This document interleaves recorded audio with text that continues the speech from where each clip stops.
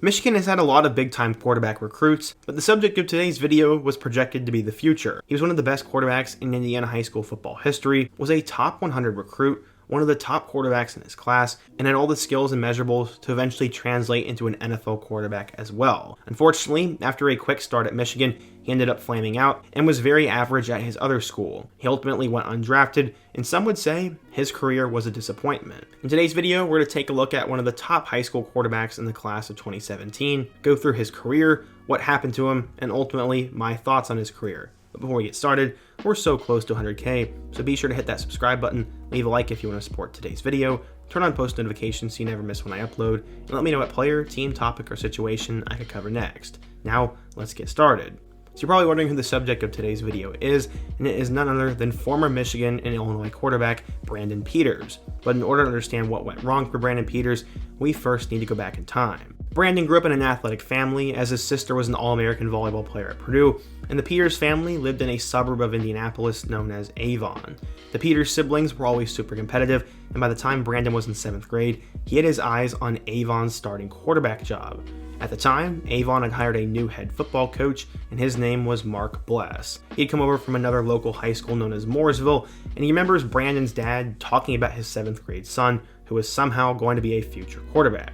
He said, quote, "I thought it was just like any other parent telling you about their kid," as I chuckled with a laugh. This would end up happening, as once Brandon got to Avon High School, he showed a lot of flash behind the scenes as a freshman and would take over the starting job as a sophomore. He threw for 1,400 yards and 13 touchdowns, but football wasn't the only sport he was terrific at. He was also a basketball star there, and UNC Greensboro offered him his first basketball scholarship. This could have been his career path, but Peters knew football was his future. He said, quote, "I think I could have played at a smaller Division I school, I'm not sure, but once I started getting more looks for football, I kind of knew where I needed to go." Between his sophomore and junior season, he began to throw for colleges and was starting to put it all together. Peters was starting to get recruited by schools such as Arkansas, Indiana, LSU, Iowa, Nebraska, and Virginia Tech. He didn't have any of those elite offers, but this guy's recruitment was starting to go national. But where would he go? Well, all those schools went after Peters pretty hard, but he fell in love with one very quickly. That was Michigan. He developed a close relationship with quarterbacks coach Jedd Fisch, who is now the head coach at Arizona, and he quickly named the Wolverines the leader in his recruitment and would later commit. This happened a week after Michigan target KJ Costello picked Stanford, but Peters was still a real deal and picked the Wolverines over Nebraska and Vanderbilt. But why Michigan? Well, he said he loved Coach Fisch and Coach Harbaugh, loved the tradition, the open quarterback job, the system, and one other thing that Harbaugh said. If you go back in time, Andrew Luck was Harbaugh's first big quarterback recruit at Stanford, and Peters was now going to be the first big quarterback recruit for Harbaugh at Michigan. That was definitely kind of cool and probably pretty intriguing for him, and he now had his college destination figured out, but he had business to take care of back in Indianapolis. Peters would become a local legend, and that would only grow, as in the state playoffs, they would beat both Ben Davis and Cathedral, which would propel the school to their first regional title in over a decade. Ben Davis was a local power, and they beat Cathedral in overtime, and this was a huge deal. It unfortunately would end though, as the toughest moment of his high school career came against Center Grove. They are another local power in the area, and this game went to overtime, and after the Trojans scored, they decided to go for 2 because they didn't want Peters to touch the ball the rest of the game. Center Grove ended up winning, and Peters was completely heartbroken, and it took him a while to get over it. While this was tough, Peters would make history as he would beat out Austin Mack to win Indiana's Mr. Football award, and he became the first player to do so in his high school's history. This would come after a terrific senior season, as he threw for 3,103 yards, 37 touchdowns, and 5 picks, while obviously leading them on a nice postseason run. Michigan fans were pumped to get Peters to Ann Arbor, and scouts thought he would transition well. According to 24/7 Sports, Peters was a 4-star recruit, the number 6 pro-style quarterback, and the 61st best player in the class of 2016. He was a big deal. In total, Peters went nuts in high school as he finished with over 6,000 career passing yards and 84 combined touchdowns. He was nabbed by quarterback gurus Jedd Fisch and Jim Harbaugh, was a blue-chip recruit, and had an NFL future. So how would he end up doing at Michigan? Well, let's take a look. Going into 2017, Michigan would have a quarterback battle between John O'Korn, Wilton Speight, and Peters. He ended up starting 3rd on the depth chart, but he would eventually get an opportunity to play. He ended up throwing for over 100 yards and a touchdown in a win over Rutgers, had a touchdown against Minnesota, and then had the best game of his Michigan career against Maryland as he went 9 of 18 for 145 yards and 2 touchdowns. He was pretty underwhelming and he lost to Wisconsin, but would end up getting them to the Outback Bowl, where he'd throw for 186 yards and 2 interceptions. The The Peters era started pretty quickly at Michigan, and it was pretty much over by the end of his freshman year. He finished the season with 672 yards, 4 touchdowns, and 2 picks.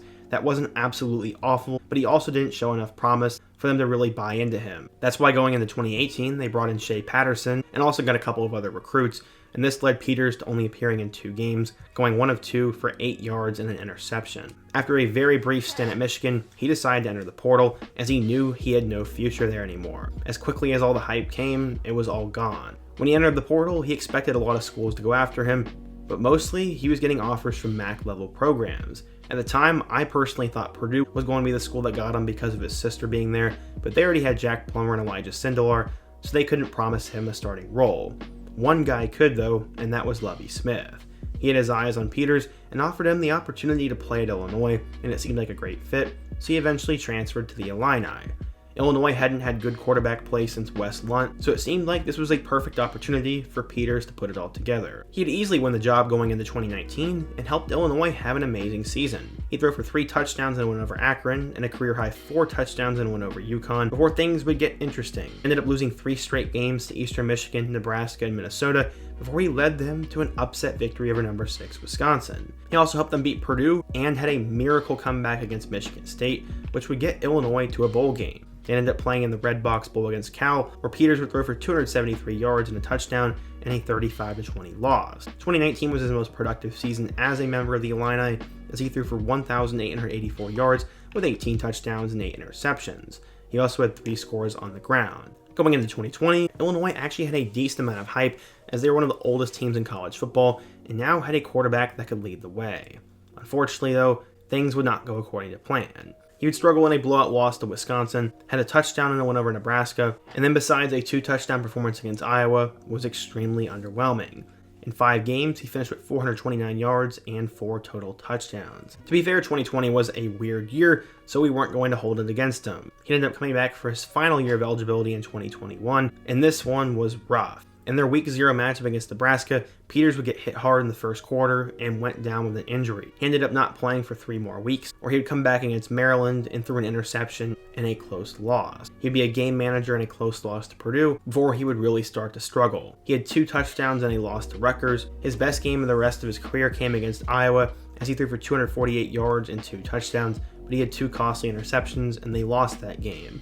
The highlight of his senior season was probably their upset victory against number 20 Minnesota, but all in all, it was extremely disappointing for Peters, and I didn't really blame him because he didn't have a great system around him, and he was also hurt. He ended up throwing for 1,170 yards with 7 touchdowns and 4 interceptions. In 3 years at Illinois, he had a couple of notable wins and did bring stability to the program, but ultimately, he did not live up to the hype. Despite his college career ending, he was probably going to get a slim chance to play in the NFL, but he was definitely not going to get drafted. He didn't have great stats, battled injury, regressed by the end of his career, and played for a lower profile school when it came to quarterbacks. All these factors combined led him to go undrafted, where he'd ultimately sign an undrafted free agent deal with the Los Angeles Chargers, and he'd have an opportunity to compete for that 3rd string spot. Ultimately, it looks like he is settled on the practice squad, and while he may not be a franchise quarterback, he's at least in the NFL system, which is exactly where he was projected to be out of high school.